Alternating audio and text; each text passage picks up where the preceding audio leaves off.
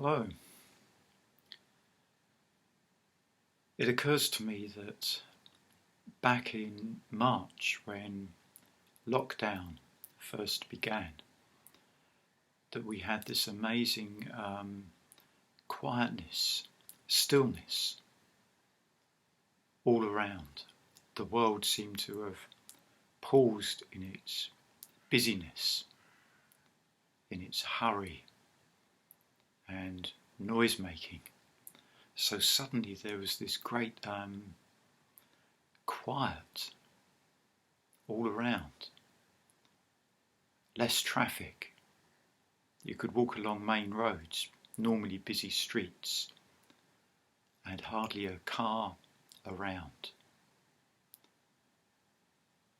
And maybe this quietness, this stillness is something that we all deep down want. We all crave for it somewhere in our being. And maybe we look for it inside, and maybe we find it inside. But it's great when we experience it outside of us as well. But now what seems to have happened is that we still have many of the restrictions of lockdown, but we don't have that stillness, that quietness. Many people are back at work. Kids are just going back to school. And along with those activities, there's more socialising, there's more busyness, there's more traffic on the roads again. Things are back to noisy normal. But we still have restrictions, and we still have a very big uncertainty about what's going to happen next.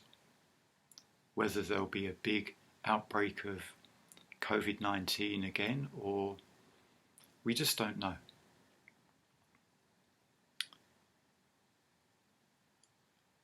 And currently, those of us involved in the Sangha of the Buddhist Centre, we've got used to doing things on Zoom. We have our meditation and Dharma classes on Zoom or sometimes on YouTube. And in those situations, I guess we've all got used to seeing all our friends in the Sangha. We've got used to seeing them all in little boxes popping up on the screen. And that is actually a really good way of connecting. It's different to having a physical connection, but there is nonetheless a visual connection, and then there's an imaginative connection. So I think the imagination is very important at this particular time. It's a kind of, I don't associate imagination with the head, I associate imagination more with the heart. Maybe it's a bit of both, really. So our imagination is part of our body experience, part of our emotion experience. It's something which comes from the heart. Maybe there's a longing expressed in that. We long to be connected with other beings. We long for this stillness and quiet that I was talking about earlier, this tranquility. We long for a deeper connection in ourselves. We long with our heart for the removal of our own suffering, the alleviation of our suffering. And perhaps also with our heart we long for the alleviation of suffering of all beings throughout the world. So we want these things, we long for these things with our heart, and our heart perhaps imagines the alleviation of suffering. Our heart imagines tranquility and stillness. So although we have these physical restrictions due to lockdown, our heart, our imagination has no such restrictions. The heart is not locked down, or the heart need not be locked down.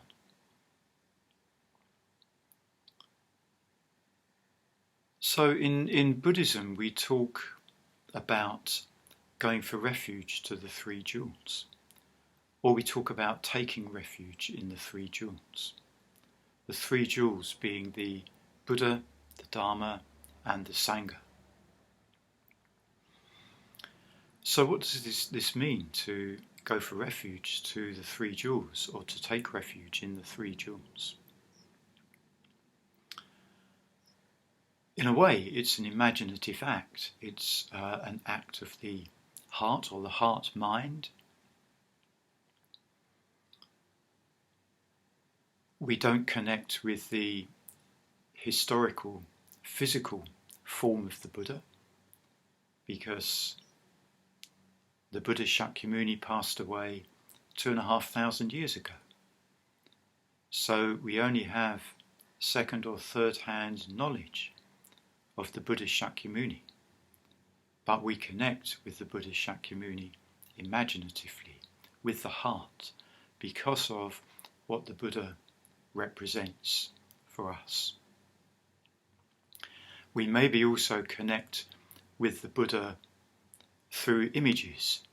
So behind me, if I move slightly, you can see a golden image of the Buddha on the wall there, which is a picture that somebody sent me of a Buddha statue in a temple in China somewhere.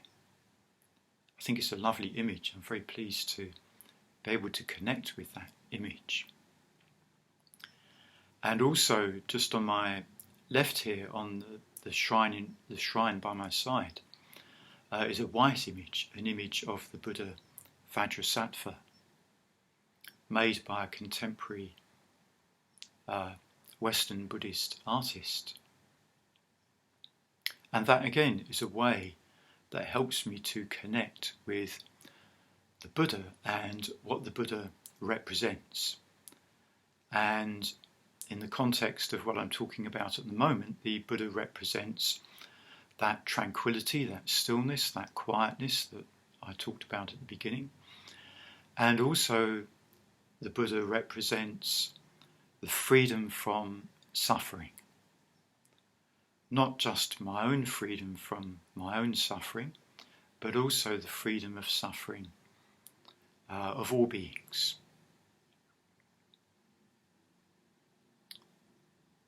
The three jewels have colours, as shown on this symbol here. So the yellow jewel is the Buddha jewel, as in the golden Buddha. The blue jewel is the Dharma, and the red jewel is the Sangha. So the blue jewel, the Dharma jewel, is all of the teachings of the Buddha, which we learn through experience and also through study and reflection, contemplation. We learn to bring those teachings more and more into our experience, so that our experience accords more and more with reality, with the way things are. The Dharma jewel, as well as being the teachings of the Buddha, it also represents the actual reality of what those teachings are talking about. And the Sangha jewel, the red jewel, is all of the Buddhas and Bodhisattvas, whether historical or mythical, and all of the teachers and practitioners who have been teaching and practicing down through the centuries since the time of Shakyamuni Buddha. And the Sangha also includes all of our friends and all of the people we know who are currently practicing the Dharma. All those faces that we see in the little boxes on our Zoom screens, those are all connections with the Sangha that we have. We're part of that Sangha. When we tune in, either through the internet or imaginatively, then we are connecting with the Sangha jewel and all that that gives us. So imaginatively, with our heart, we go for refuge to the Buddha, the Dharma, and the Sangha. And imaginatively, with our heart, we long to alleviate suffering, our own suffering and the suffering of all beings. We only do that by being open to suffering, being able to connect with suffering. I've talked about that on other occasions, so I won't go into that now. But we connect on the one hand with the suffering, and on the other hand we connect with our aspiration for the qualities of the Buddha: tranquility and freedom.